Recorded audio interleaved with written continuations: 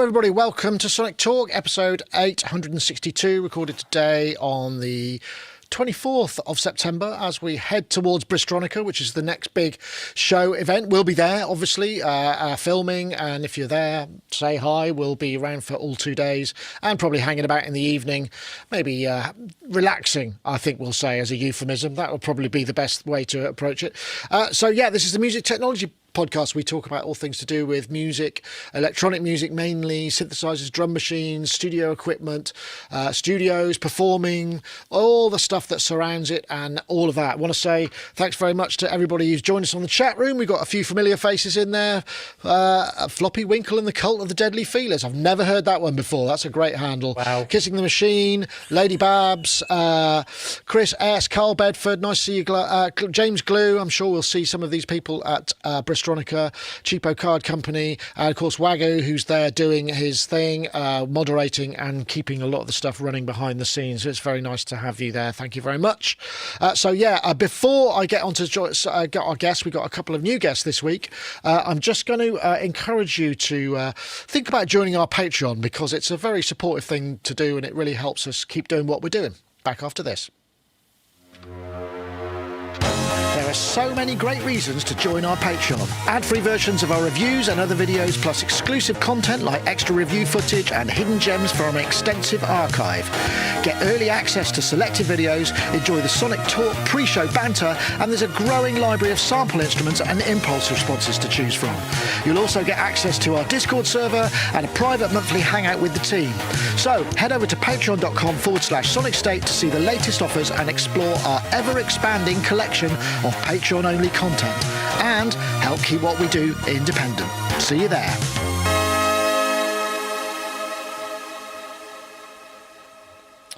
Excellent. Yes, indeed. We'll start. Well, actually, if I start with Paulee, because Paulee's been very instrumental in bringing these other two guests on.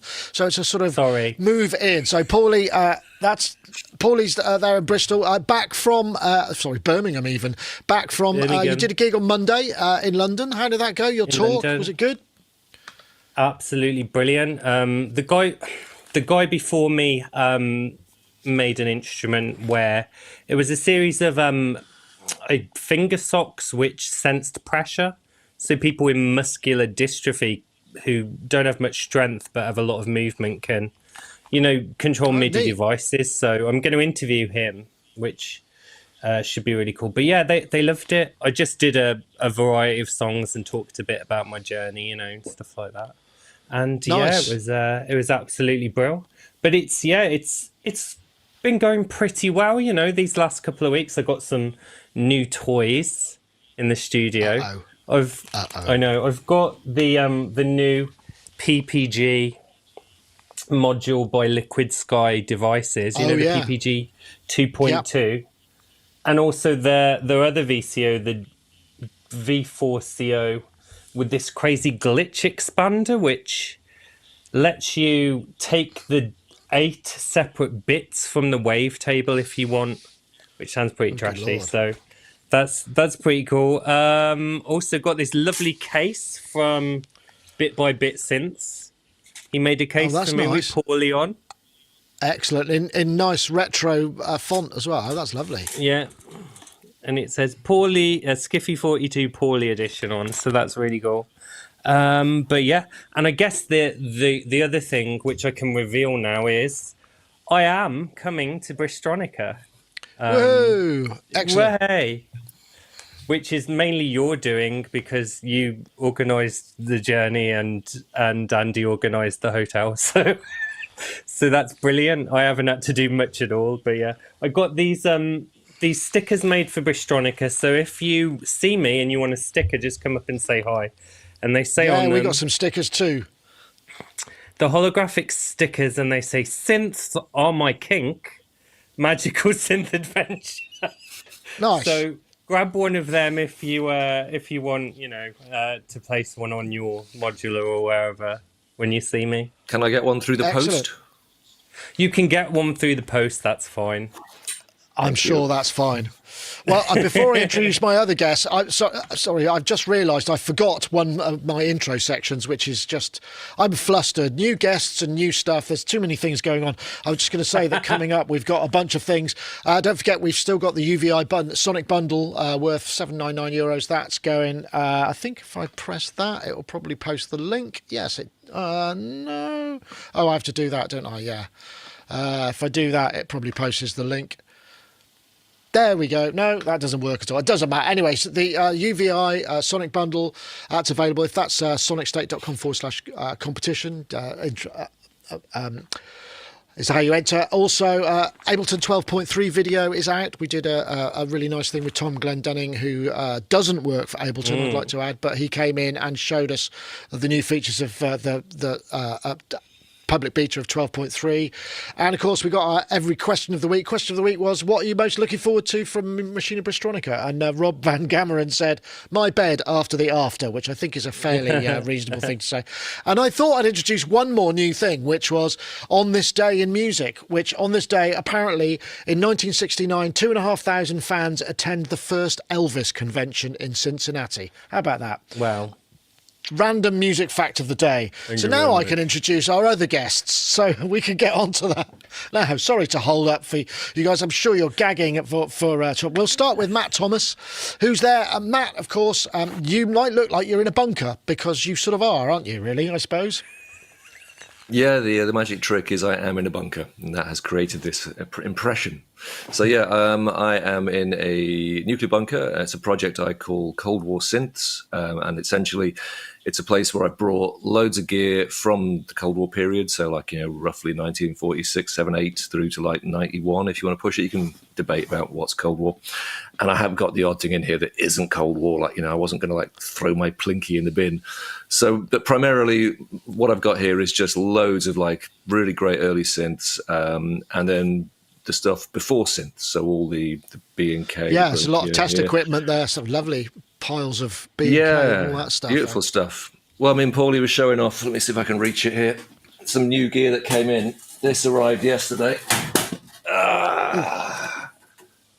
Oh, hello. Wow, what's the numbers for?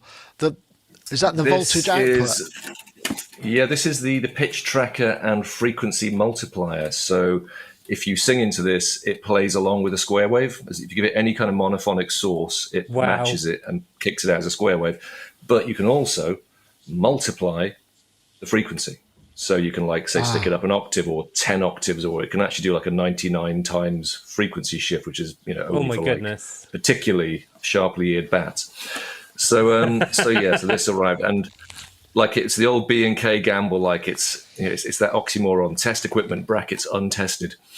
So you always spend the money and wait to find out, have you got a box or have you just got a brick? And last night I was like, I think it's a brick, and then suddenly after a bit of tinkering, it was a box. So yeah, this has been tested. So do you fix that? Are you fixing that stuff yourself? Are you fixing it as well? Fixing is a very generous term. I can sort of like nag it a little. Tinkering. Yeah, right. Yeah, I can nag them. I can nag them a bit, and if they go no, then I have to get somebody who can really service stuff. But I nudge them. I guess at least that with some of this stuff, at least it's not SMD, and you can see the components, and you can that's essential. Follow the signal for this path. guy. You can snip the wires. Yeah, my favorite stuff is I've got a few bits of like 1940s gear, and like anybody, like even somebody who didn't know electricity was invented, could follow those. It's just like, this turns that, like physically turns that. Yeah. This little funny button it must make that happen because that's the only other thing that happens. Yeah. So those kind of pieces of gear, I love those.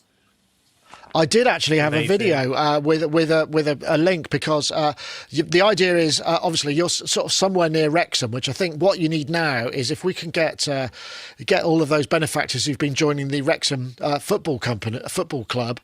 I'm pretty sure if you can get what's his name? I can't remember what his name is now. Is Ryan Reynolds? Ryan. You get Ryan Reynolds to talk to maybe Abrams, who is really into synths. he can come in and get involved, and they can make a documentary. Well, I'll play this quickly because there's a bit of. So this is Cold War Synths, and there's a news story about it. So this looks like a. Well, you say what it is. It's got some sort of West German spring reverb.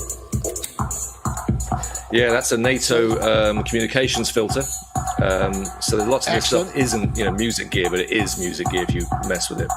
Sure. So that little knocky dock dock dock dock dock sound. You know, like the old like the early Roland TR, like the 77s, like the boop, sure, those bar drum bass machines and stuff, analog bar bass. Yeah, all that is like just a trigger. It's just a trigger. It's just that. So it's nothing other than the little spike that we call a gate, in CV and gate. Yeah. It's just a gate going into a filter, and whatever the frequency the filter's set to, you get this little bonk. And so all those things is just a series of filters, all fixed, series of clicks. And so, you just make whatever drums you like, really. And we've got a lot of filters here. By curious coincidence, one of the rooms in the bunker is actually called and still has its sign, the filter room, because it's where that would be for air, etc. Yeah. So I do actually have the opportunity to, like, at some point, maybe drag all the filters over into the filter room and then have. Is there a sign that says filter room on the door? Because that's what you need to. Yeah. Nice. Well, hey, what I love about this, right, is that you seem to have the same obsessive passion for this stuff that I do, but your era is slightly earlier than mine. And that's really interesting for me to see, someone who is that dedicated or mad, depending on your viewpoints, to get all of this stuff, together and make music with it.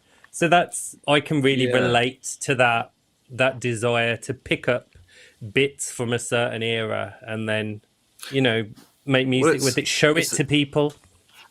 Right. It's that strange thing that, like, what I think is retro is like now getting so far in the past that actually, as you say, like, there's your era of retro, then even further back there's my retro, and like I'm astonished sitting here thinking, there's a future retro 777 reissue, so that future retro 777 I was just going to say that's the is link. now also a retro, which is just like what it's like at which point I need to introduce Joshua Watson from Future Retro. Hey Joshua, thanks for waiting. How are you, mate? Hey guys, how's it going? Yeah, good. Yes, well, the Future Retro being a very apt start to this. You're, I guess, at Future Retro HQ, where you're reissuing the Future Retro 777, right? Which is that? Have I got it about right? Which is, I believe. Let me find my my notes. Originally came out in 97, 98. Is that about right? 97. 97. Okay, gotcha.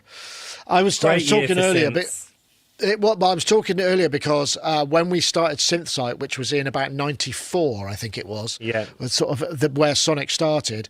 Future Retro was one of the early releases that came out, and it was one of the places where lots of comments happened. So I have a sort of fond place in my heart, and I guess in many ways, the Future Retro 777 was one of the first, although it was way more than a 303. It was like a sort of super 303 and some, but it was one of the first big kind of reimaginings of the 303 workflow, because back then, you couldn't get them. They were $2,000 a piece, and it was, it was crazy. So was that what was it that originally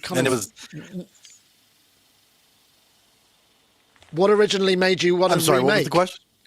What was it that made you originally want to remake it? Oh, okay. Actually, that would have been Jared who designed that, yes. And his idea was that he wanted to be able to make something that could do 303 sounds and drum sounds, because multi-tracking was starting to become a little bit more accessible at that point in time. Mm.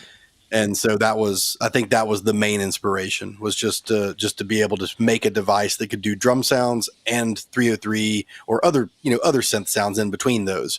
But those more specifically, just being able to get those out of one single box and then hook it up to sync and then be able to record that in multi-track from the sequencer or play it.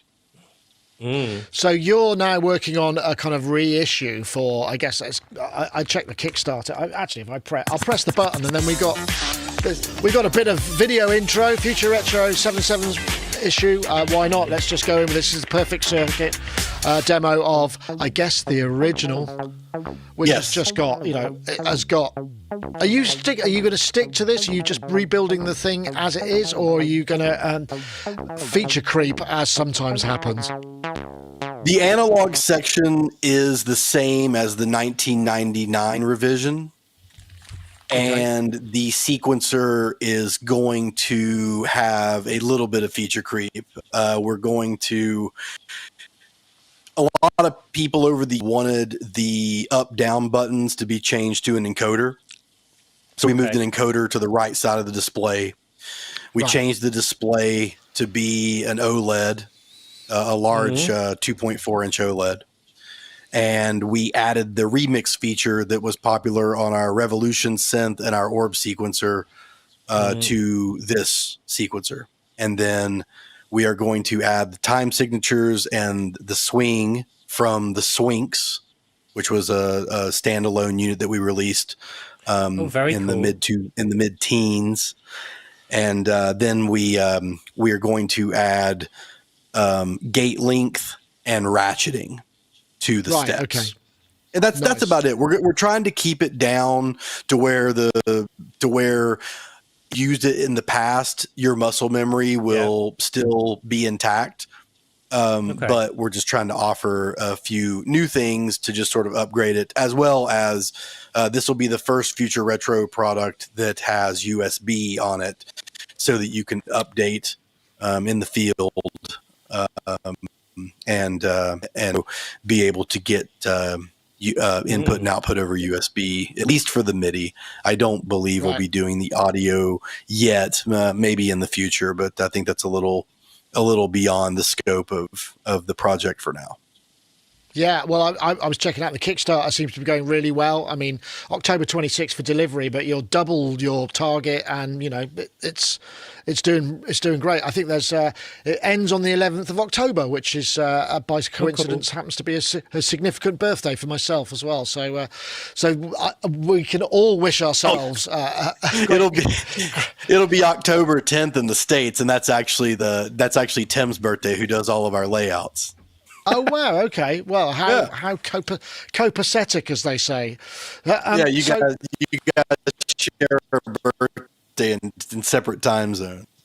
Yeah, time zone birthday. Sorry, Joshua. Your occasionally your Wi-Fi is just turning you a bit jittery, but that's fine. Okay, well look, I'll tell you what we can do. Running through a tremolo pedal, maybe.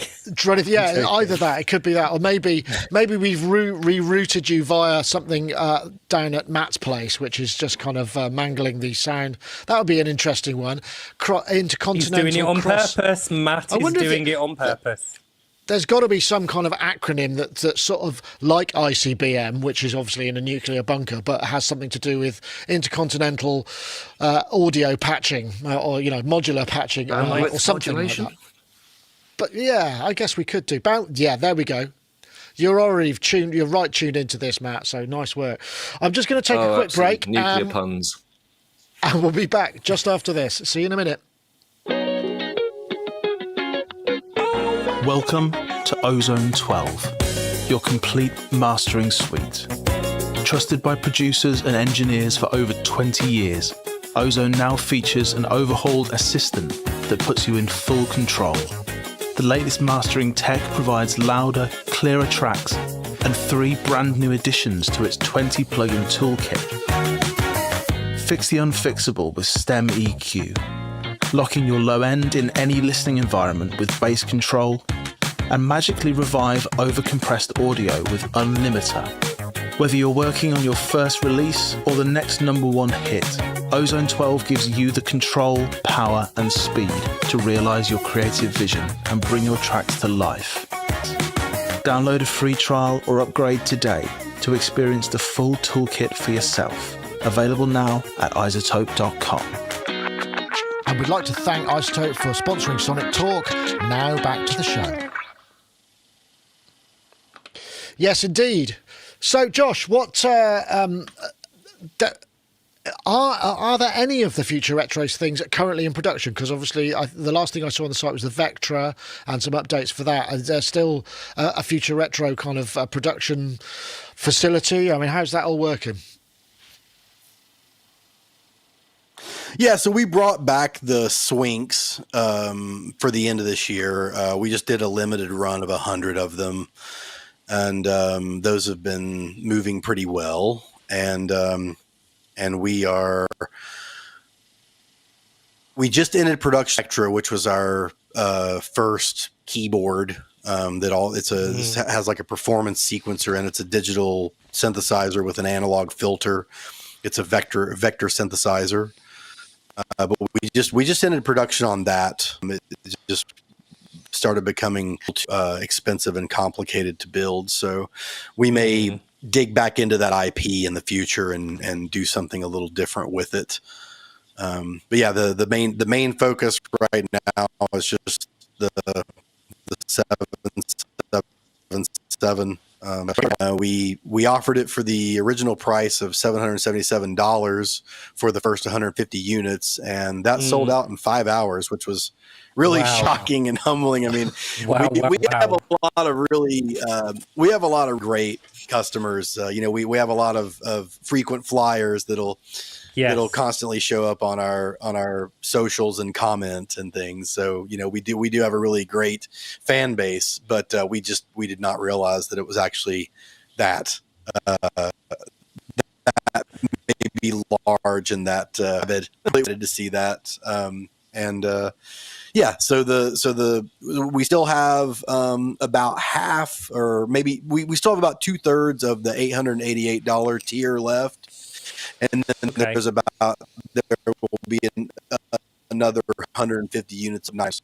All of those units are going to be shipping in May, June, and July, and then and then the actual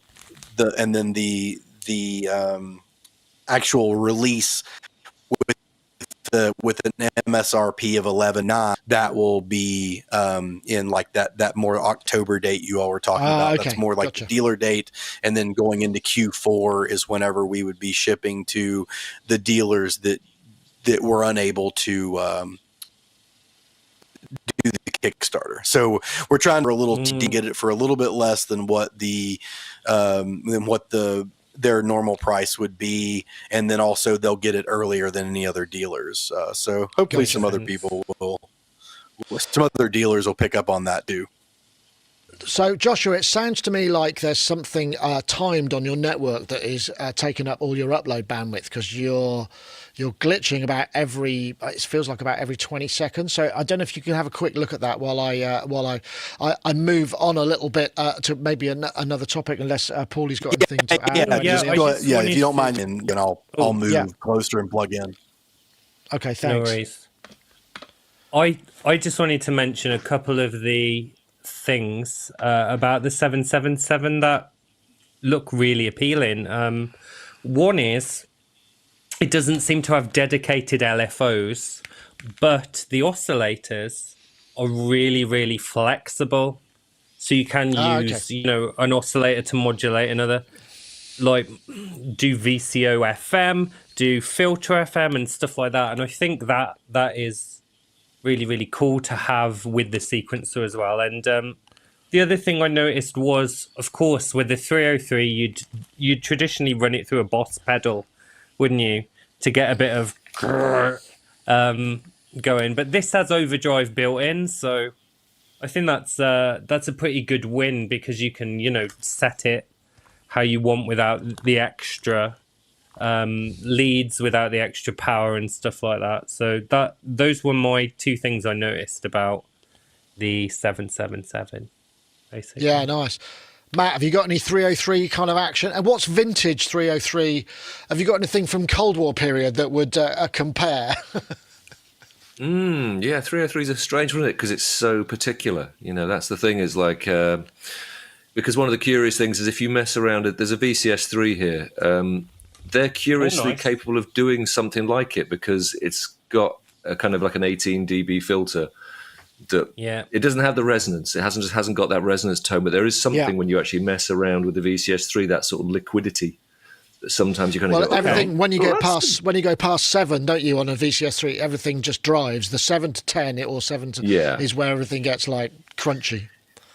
Yeah, there's that bit, isn't there? Like between about 6.8 and 7, you've got like there's like all the range where you can sort of balance your resonance against the tone, and then it's just like bitone, it's all resonance here, or there's hardly any resonance below about 6, and it's like, okay, that's a bitone is a great episode title. It can be done.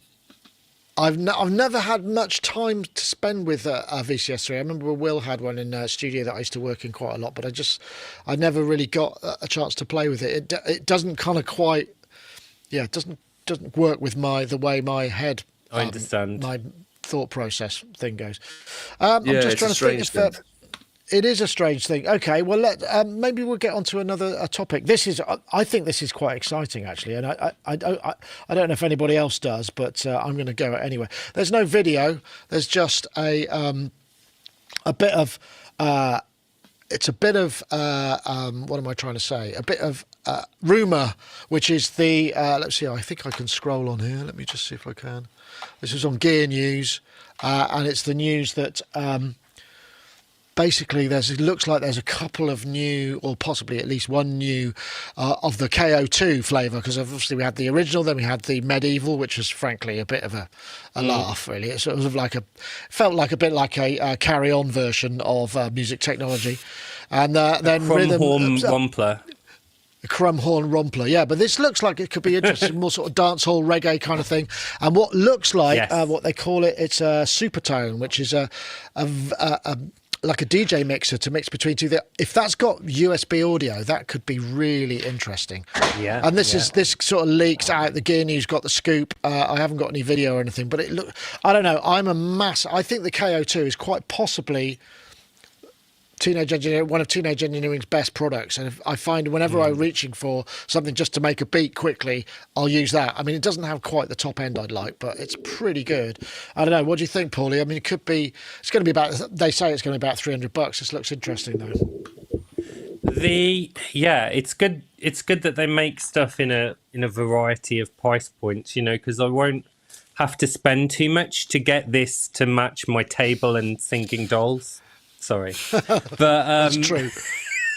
I said that completely deadpan as well. It was so hard, Nick, not to burst out laughing halfway through this sentence. No, I've not used any of their gear, but you did a piece on the KO2, didn't you? I did both. It was like the ending of one of your videos. There was this piece you did, and it was absolutely amazing, and it made me, sit up and take notice, and I haven't still had a chance to find it very. I'm not a big fan of pattern-based workflows, but that one there's something about it that feels it's very friction-free, and it records. You can record Poly Aftertouch. I think does it do Poly Aftertouch? It does Aftertouch, so you can record on every single pad, in every single. Can be a MIDI sequence. Oh yeah, on one. That's so really cool. There's lots of real power for it. They're really good. I mean, I'm not a big fan of some of their other stuff, but I do like that a lot. I think the aesthetics are absolutely brilliant of the products. I just haven't. Maybe it's because a lot of it's kind of sampley, groovebox based, and I'm really well in that area. I've got everything I need in that area. That means I haven't kind of gone down that road. But if I'd, for instance, just started out, I probably would have grabbed one of them. Yeah. But yeah, that little mixer looks cool as well. I love the aesthetics of how it kind of, goes in between two of them. Yeah, you could do a little set, couldn't you? With a. I'm just trying to see. I don't know if it clips, but. Oh, there we go. I'll click on it. Yeah, there we go. It's got effects as well. It just looks like it could be interesting because I'm guessing it might have some of the technology of is it the TX7 or the little mixer that they have as well? I don't know. I'm excited. I don't know, Matt. Does this sort of thing excite? I mean, I feel like I might be asking the wrong person, which is very judgy Very of me presumptuous. because you're sitting there with a bunch of B&K. But groove boxes, and have you tried the KO stuff? It's a really good little unit, I have to say. Yeah, I've never bought into Teenage Engineering, not because of this sort of whole thing of having a strong opinion about them. I just have not physically bought any. So yeah, I'm kind of just simply looking at the idea rather than having an opinion about the flow, the sound, etc. I guess the thing is like what makes you play music is my bottom line. Like, what makes you play music? Like, there's ways of judging a product. Does it make you produce? Does it make you churn out music and like a capitalist who makes music, or do you play? And I think that the Teenage Engineering stuff definitely sets some people off into a play mode, who maybe just weren't pulled in by the gear that we had before, which I think is very like produce, make, create, push, sell, make, groove. And it's like, no, this stuff is to make you play. And like, if it entices you in that way, I'm all behind it. I guess the only question I'd have is like, these like leaked photos are from Tokyo. This is the world center of molecule level copies and recreations and one-off. I would just wait to see anybody else say it exists. Fair comment. Yeah, that's a fair point. Let's see. Have we got Joshua back? I think he's there. He seems to have has got a new place. You are a bit Where's Wally there. I don't know if you can tilt your camera down towards you a bit. You're sort of just slightly weird because there we go. That's better. I don't know if you've experienced any of the Teenage Engineering stuff or whether it's on your. I think it's pretty popular, the KOs too. Oh yeah.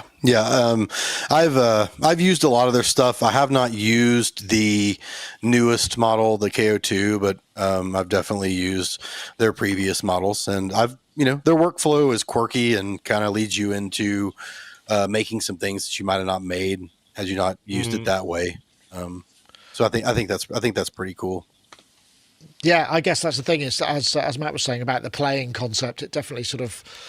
Anything that makes you play music, why ever not? So yeah, I do hope it's a thing because I in a way, I mean, it's quite similar to. Didn't Roland did similar things with groove boxes? Or it was Korg, wasn't it? You got the different flavour electribes, so it's not unprecedented to do this kind of thing. I mean, it wasn't quite. I mean, I guess the danger is it's like having style knobs on. Remember the what was it? The Microkorg. The Microkorg, which dated almost as soon as it left the factory. Yeah. I don't know whether. So you have to be a bit. I guess you can't get much more dated than medieval, though, can you? Really?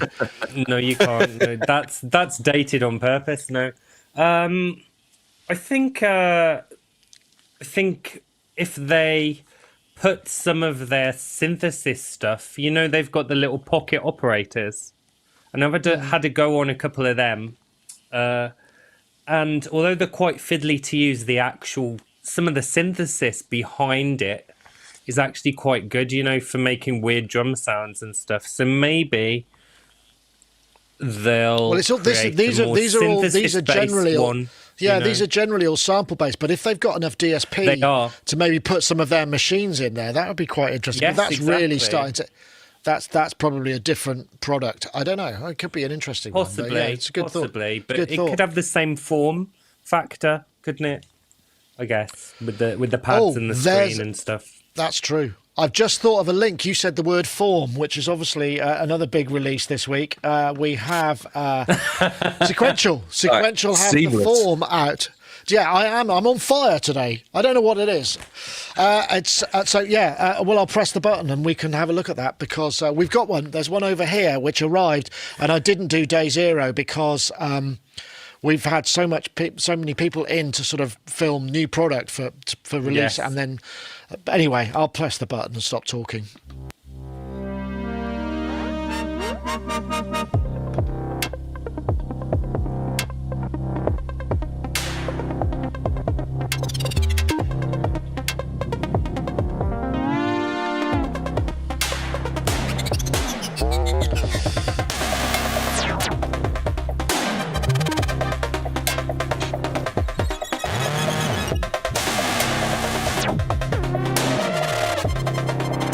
Oh, it's very arty for Sequential, I must say. Some people will probably be just absolutely horrified at the words slim keys. The thing that's quite interesting about the slim form, keys. F-O-U-R-M, I don't know. First of all, Why is it not called the Pro 4? I mean, honestly, that just seems like a no-brainer to me. But anyway, that's just my thought. Yeah, it's got it's a full voice, 24 dB resonant filter, single LFO, global LFO, which is a bit of a shame. So it's sort of a cut down subset of some of the more expensive things. I mean, it is probably, well, I worked out it's about 450 quid cheaper than, you know, the Take 5 and TO the and Take 5. So it's it's a different price bracket to their normal stuff. Has no effects and it's mono, but it does have Paulee Aftertouch, and it uses this and it feels pretty good, the Paulee Aftertouch, although the keys they're sort of slim keys, but they're still quite long. And I've played it. I mean, I have quite small hands. I'm Bo's 0-day release, Bo Beats, he pointed that out, and I guess that's fine. Some people just don't get on with keyboards that size, but yeah, I guess I mean they might do a desktop thing as well without the keybed, but then you know you're missing out. I don't know how you would do that. This is interesting, isn't it? What do you think, Paulie? I think it looks really cool, especially because you can route the oscillator to various places, you know, for polymod kind of sounds. I always love doing that sort of thing on my Prophet 600 to get really clangorous John Carpenter style, you know, edgy stuff. But yeah, my take on this is it's interesting they've done another 4-voice. I don't think they've done a 4-voice since the Mofo X4 and the Tetra. No, which is I haven't done it. I haven't done Aftertouch, Paulee Aftertouch since the Prophet T8. Yeah, that's interesting too. What I'm seeing here is because I've got enough analog synths already, because I'm not mainly an analog person. I'm mainly a weird digital quirky mad scientist. It's not going to be something that I'd probably buy, if you understand, because I've got all sorts of CEM based analogs, SSI or SSM based analogs and stuff like that.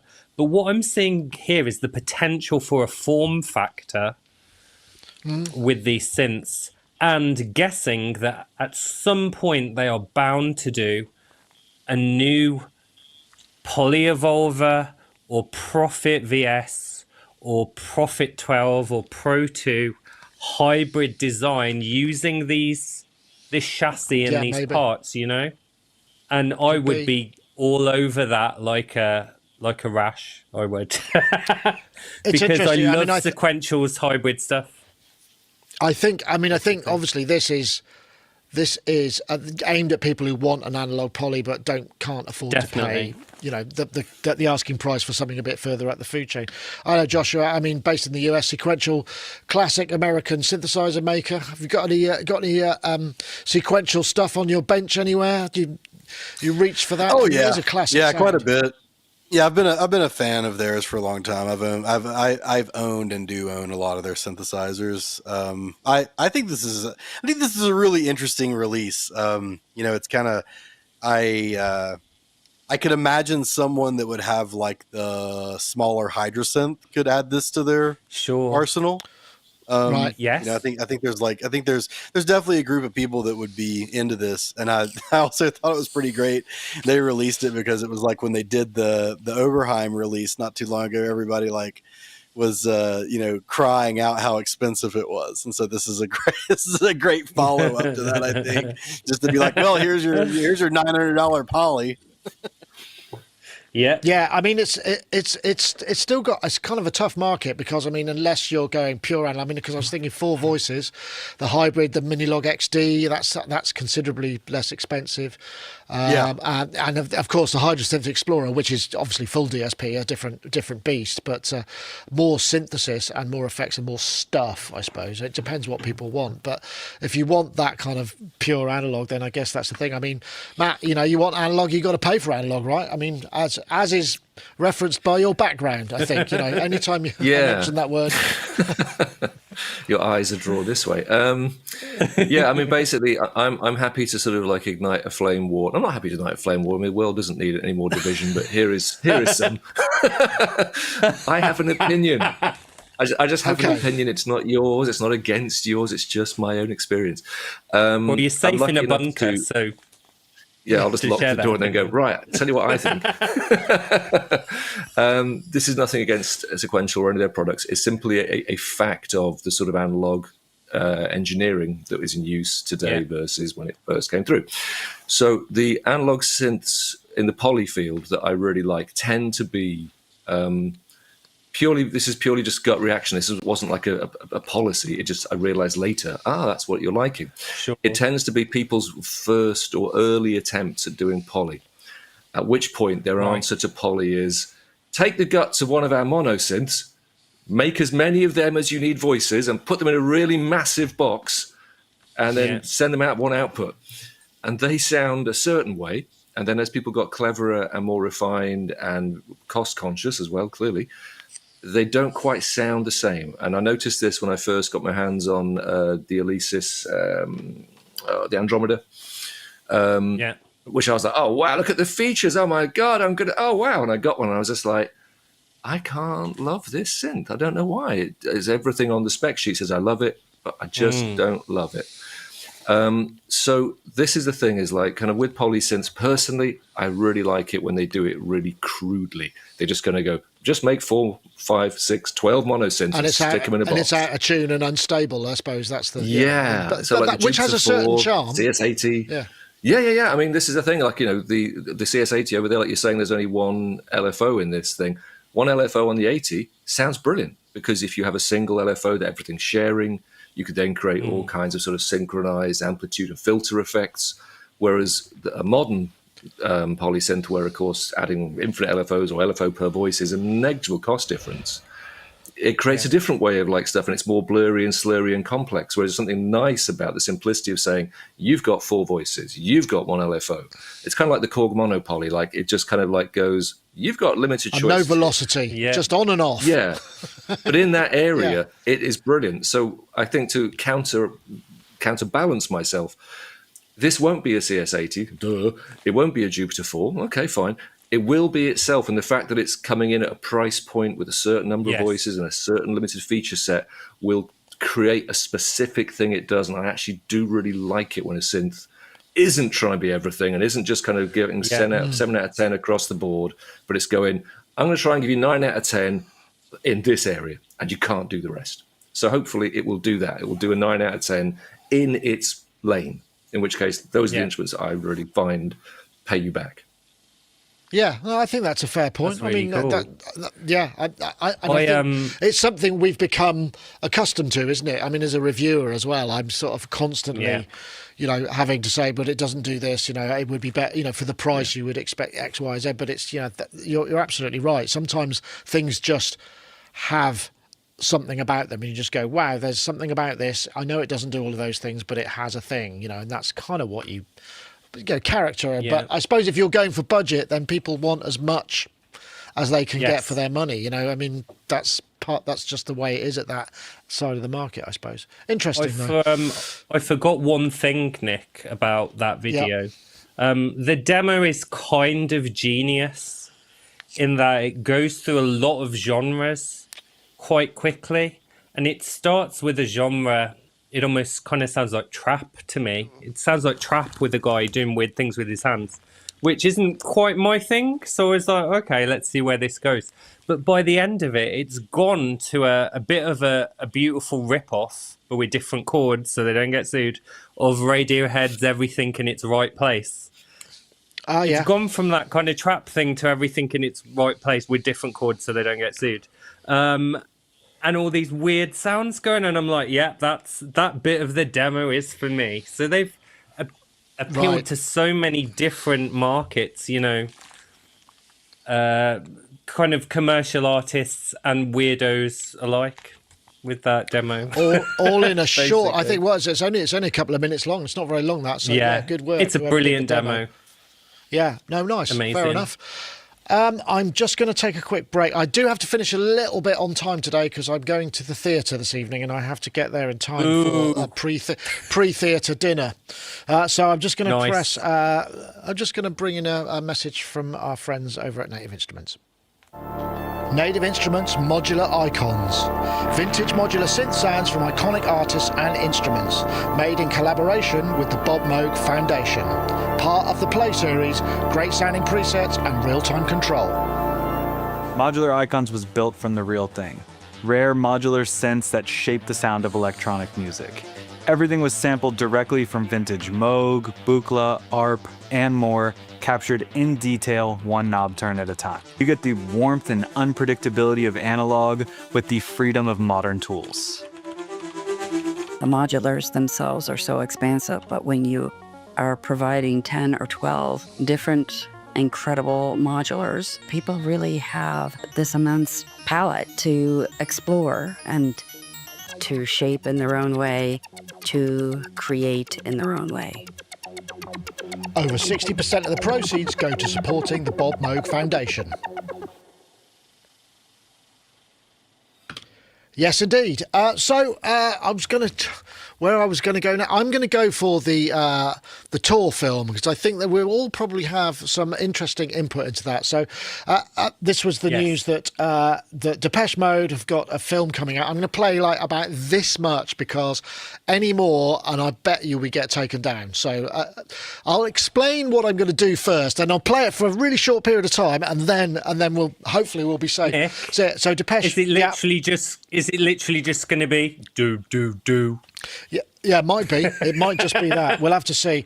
But in cinemas and IMAX theatres from October 28th, it covers the band's 2023 Memento Mori tour. Depeche Mode M has been conceived and directed by award-winning Mexican filmmaker Fernando Frias, and captures three sold-out shows in Mexico City, which they played to 200,000 fans. It's got concert footage with interpretive interbits and archive material. So I'll just play this as a sort of taster, right, really quick, and to get the link in the show.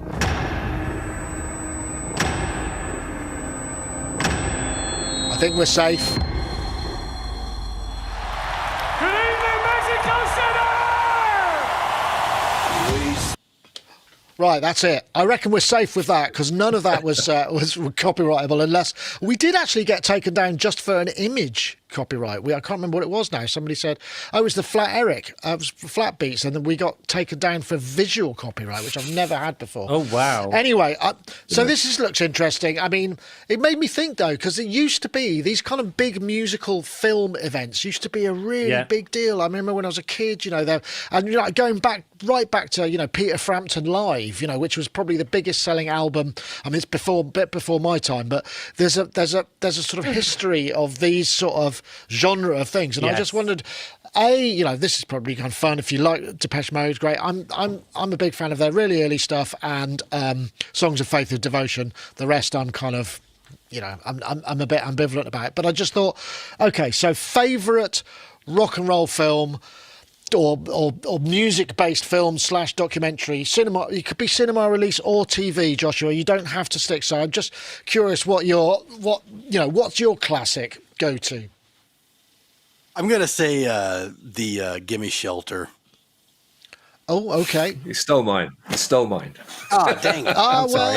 Okay, so I'm going to go with the KLF documentary that just recently came out. I enjoyed that a lot. My too. second choice. Oh, wow. Look, everybody's so in sync. You have why don't you talk about Joshua. Why don't you talk about Gimme Shelter? Because Gimme Shelter, it was really sort of concert footage. Didn't that cover the was it Monterey, or the one where it was really heavy and the Hells Angels ended up kind of creating it? Was that part of that film? Yeah. So it's a lot of live footage, and it did cover that, and it's also a lot of studio footage. I just like how the Maisels brothers, the Maisels make movies, because it's just that cinema verite thing where they just sort of set up a camera and just film what's going on and then edit it together. And I just think that's great, just to watch what's happening. It's just really, and it's kind of crazy to, because I didn't see the documentary until I was, probably in my 20s, maybe late teens, somewhere around there. Whenever Criterion put it out on DVD was when I saw it. And so it was interesting to sort of know the Rolling Stones as like this massive band, and then just watch that, where there's just like a guy, there's a camera just hanging out while like people are laying on couches and just talking smack and just messing around in the studio. And you just don't get to see that a ton, because a lot of times, and I mean, you do now, today, like there's, I was going to say social media has really changed everything. It really lets you see all the bad in the world. But back then, Celebridom was a lot more curated, and so seeing something like that was just really cool. That's really interesting. I've got to put this one in because Katie Killer, Kissing the Machines, ABBA the movie, which I think, which again, I mean, I know that's quite flip, but in a way, that was again back when you didn't have access to those, because they were so iconic, they were everywhere, but seeing the backstage and all of that stuff, it's interesting. So Matt, I guess you've had Gimme Shelter, so you were going to have, what was your other one, the KLF movie? Oh, there's a bunch of that was very curated though. That was very curated, wasn't it? But that's the whole point, and that's why I love the fact that they were asked numerous times to take part, and they just kept on just ignoring, and eventually the filmmakers, after asking like the 19th time, finally got like a message saying, just come to this cafe, and don't bring a recorder, don't bring a camera. And they went to the cafe, and basically the KLF were there, and they went, "You're on the right track. That you're on the right track." And that we're not going to appear. We're not going to answer questions. We're not. You're on the right track. That is it. And then the key thing, which I think is unspoken, is that they had this meeting, and then somewhere they found a carrier bag full of cassettes of just recordings of like interviews and like talking in the studio. Somehow this came into the filmmaker's possession. So basically, the KLF have like just given them an archive, but they're not giving them any time on camera, no access. The whole point is of the KLF from the minute it started is build the myth. And so if you're going to do a KLF movie, it better build the myth. And so they're not going to collapse it for you and sit down and go, well, actually what happened? No, you have to build the myth. And so they stuck completely to the premise and delivered more myth and let the filmmakers do that. That's perfect. That's exactly as it should be. It's very interesting, though, isn't it? I mean, thinking about that now, because now access is so we've become so used to it. We kind of over access for many artists, where it's like, I don't want to see another selfie from whoever it is or whatever. So holding some of that back is actually very important, I think, and that's something that I think probably could be learned. I mean, KLF is an extreme version of that, and obviously there are degrees in between. Paulie, your film choice. I've got a couple actually. Or choices, yes. One is Stop Making Sense by Talking Heads. Oh, best live band. Completely eclipses the studio recordings. That band were the best, weren't they? They were outstanding. Oh yeah, because there's a weird sort of Adrian Bellew kind of link between all these outstanding live bands, like King Crimson and Talking Heads and 9 Inch Nails and all that. He's like played for all of them, and he seems to be kind of one of the factors. Frank Zappa, yeah. So the other one I really like is Regurgitator, Australian band, who are essentially genreless. They're one of my favourite bands in the world. And they did a TV show that then got edited down into like 2 sort of DVDs, if you will, called Band in a Bubble. And it's the most 2004 thing ever. It's a reality show like Big Brother, but they put a band in a dome and get them to write an album. And it's quite funny, to be honest. So I like that one. And they get an album out of it at the end. But I just wanted to add that Depeche Mode is very much a way of life. They're not just a band, essentially. Okay.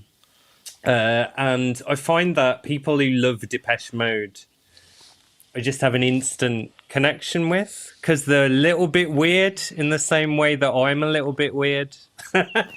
So that's pretty cool. I suppose it's a signifier. I wanted to recommend, Nick, if you want... Songs of Faith and Devotion is my favourite Depeche Mode album as well. It's just absolutely... Flood at his best as well. Yeah, Flood. Who added so much to so many bands' albums, It bizarre. But yeah, a later one that's really, really good on reappraisal is Exciter. And it's got the classic single on it, I Feel Love. But a load of other cool tracks with very cool synthesis on, you know, sort of weird modem sounds and bits and pieces. Yeah. So Exciter's a good one if you want a later Depeche album. I've got a connection, actually. I've got a connection because Flood, I've interviewed Flood, but Flood also produced or co-produced one of the Goldfrapp albums that I worked on. So I did some drum tracks and stuff for him at one point, and my biggest ever sort of musical achievement was I went away and said, Will said, can you just sort the drums out? And I sorted the drums out and I took them back a stereo stem, expecting to have to supply the multi-track, and Flood just goes, yeah, that's great, we'll use that. I was like, yes, my finest achievement, no modification necessary. First go. I had a sort of go. No, I had a reverse experience of working on a track where we turned all of Flood's stuff off, which was interesting. Oh goodness! Yeah, I used to remix myself and a partner. Used to be King Unique, and we used to do dance and techno house stuff late 90s through the 2000s. And about 97, he got the chance to remix U2, and I came in on that job. And it was from the album produced by Flood, Pop, whatever it was, and we got to do Mofo. And lots of U2 fans hated that album because it stopped the Joshua Tree sound of U2 like dead. And of course, it was all very electronic and I absolutely love it. It was quite fascinating because to do the remix, we were sent all 48 channels of the original track. And when you went through them, if you started on 48 and worked your way back, what you found when you got down to the last 12 was a Joshua Tree version of Mofo, because the whole album was written just like U2 would write any U2 album, and then they slowly just sampled a loop of the beats and then took that over here and turned the beats off and then took and just slowly reproduced everything and reprocessed and reworked and added, and so slowly Joshua Tree U2 got switched off in the final version. And then all this other stuff became the record we know. So we actually revived some of their drum parts from the original and took them back in for our remix. And so we deflooded the record. Cool. Oh, what a great story. That's a great story. I think my favourite U2 album has got to be Achtung Baby. I think that is a work of genius. I don't know. I think that was that Eno and Flood, or just one of them? I think that is, remember. Yeah, I think that was both of them. I think it's an absolute brilliant album. And I'm not a big fan of U2, you know. I mean, I get it. It's like they kind of fill the same space as Coldplay, which is that sort of stadium kind of sound, which is fine. But I think Achtung Baby is a very intimate, and it was done at Hansa, wasn't it? I think, which is also gives it a lot more. I'm going to put a shout out for It Might Get Loud, which I'm not a massive guitar fan, but watching Jack White, The Edge, and Jimmy Page just talk about guitars and play riffs was really interesting. But the sort of absolute adoration that they both had for Jimmy Page, who just starts off by going, I think, and he plays one of the classic Zeppelin riffs, and they're just going, oh my god, and they're just sort of thinking that he's looking back at his enormous rack of delays and TC20. I sort of need all of that to do my thing, which is fine, you know, it's totally valid. But he obviously feels a little bit insecure at that point. It's a great film, and it's just a really interesting insight into that, I think. Brilliant. Sorry, Paulie, you had something to add. Did I? I thought you had. Sorry, maybe not. I'm gonna check that one out though. Which It Might Get Loud. Yes. Yeah, that's a good one. I mean, it's very rocky, but yeah. I was gonna say to Paulie talking about Depeche Mode like being a thing. Yeah, there are these bands that have come along through the years, and they sort of create a culture around them. You know, like Depeche Mode definitely has done that. And just other bands that I might not listen to, but I can still understand that, like the Insane Clown Posse or Fish or Tool. Yes. I think is definitely one of those bands. Definitely Tool. The fans loved it. You know, it's like if you have a friend that's into Tool, they are into Tool. Like they know everything about it. And then anything that's like Mike Patton, it's like that's a whole thing. Yes. Yeah, it's cool. It's like it's Bungle. neat how bands can do that. I mean, I guess even Nickelback did that to some degree by being so divisive. I suppose. Look, folks, I'm going to have to wrap things up. It'd be great to carry on talking, but I really do have to head off. Otherwise, can't you just go and we'll continue? I'm joking. No, because I have to sort of end it. And We're then not carry on. to But be trusted. It's a lovely thought. No, well, clearly not. And there's absolutely no way I'm giving you the keys to the car. So, I'm sorry about that, but it's just the way things go. So, lovely to see you. So, Matt, you had taken the week off and then back on to. How do people kind of get access to your facility? Is there a way? Is it via Instagram message you, or what's the best way for them to get into? Yeah, that's it. Just literally drop me a message through Instagram on the Coldwar Synths. Say hello. I kind of like have people physically here. I do online stuff with people and teach guys either whether it's physical, online, whatever. So just get in touch, say hello, and you can book in. And it can be an hour, it can be a day. And you just let me know what you want to mess with and we'll get it set up. Nice. That sounds great. Really good. We haven't got any of those, but there's very few of those places, certainly on mainland UK. There's a few more in Europe, but we need a few more of that. So, yeah, excellent work. Well, lovely to have you on. Welcome anytime, Matt. Thank you. Yeah, cheers, Nick. Appreciate it. No problem. And Joshua, are you back? Now you've got to do a full working day and get back to the things that were on your list, presumably, right? Oh, yeah. We've got a lot of work to do. We got the Kickstarter ending on October 10th, and so we're trying to just get as much done as we can as far as getting the word out. Which is, thank you so much for inviting me on this. That'll for sure help a lot. So that'll be good. And then we're just going to try to figure out ways to promote the 3 payments that you can do through the checkout in Kickstarter. We found that there's a lot of people that have never used Kickstarter before. So we're going to try and find ways to come up with infographics or something to sort of walk people through that in like a playful way.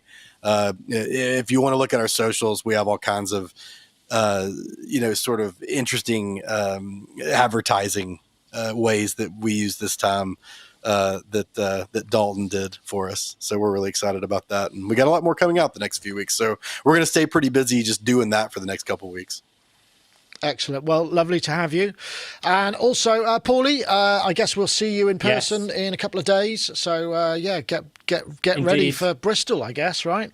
That's it. And come and say hi and get a free sticker off me, and I will mail you out one, Matt.